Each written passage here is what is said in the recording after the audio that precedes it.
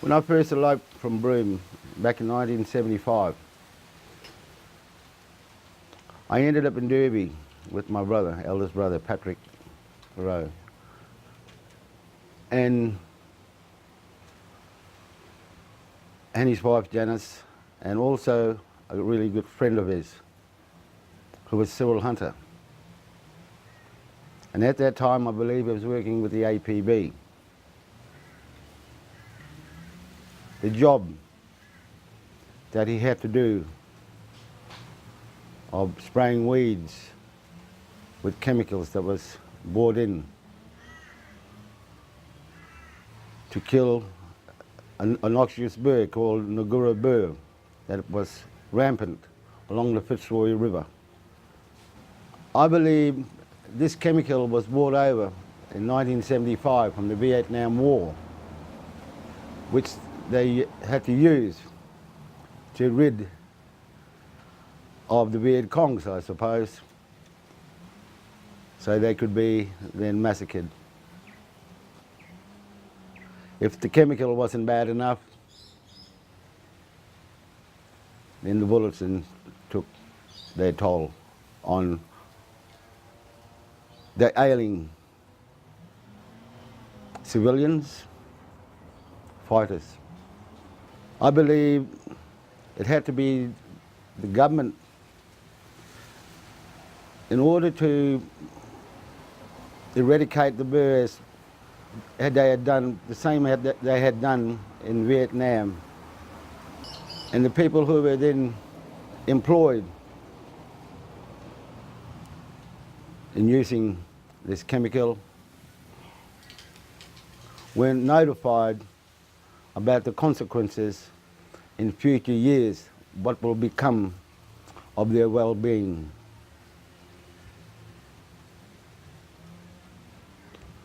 Just recently, I watched a documentary in relation to the man in question of the man I first met in 1975, which was Cyril Hunter. He also was a big man, healthy man.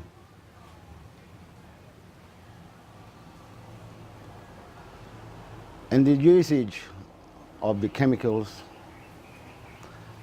then became to take its toll of the workers and the families who were doing the laundry of the husbands and the factos, etc. I've heard stories about the usage of the chemical, and I've witnessed the outcome, mainly my brother John, who was on his deathbed, and I had to call a special family meeting at Mamabulunjan, where everybody was present to talk to the doctor in question upon operation of John, who had his intestines removed because of the illness that he was suffering from the exposure of the chemical without any protective gear.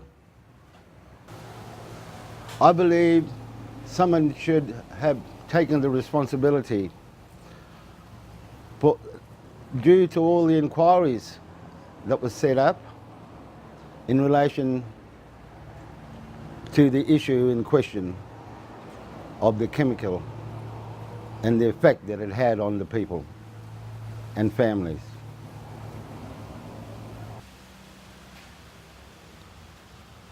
To see him disintegrate when we go out to the block where he used to reside in his last ending days,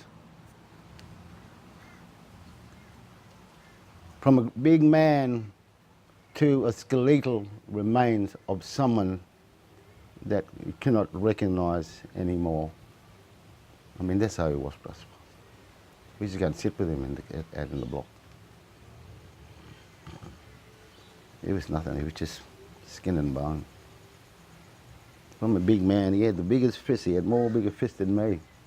It was like my grandfather's fist. And for him to see him to dwindle away,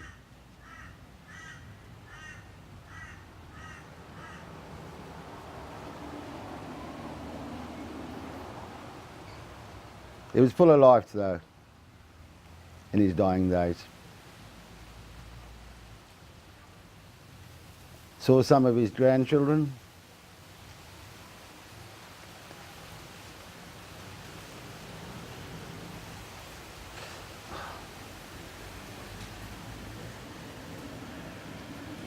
That's all I think, Russ.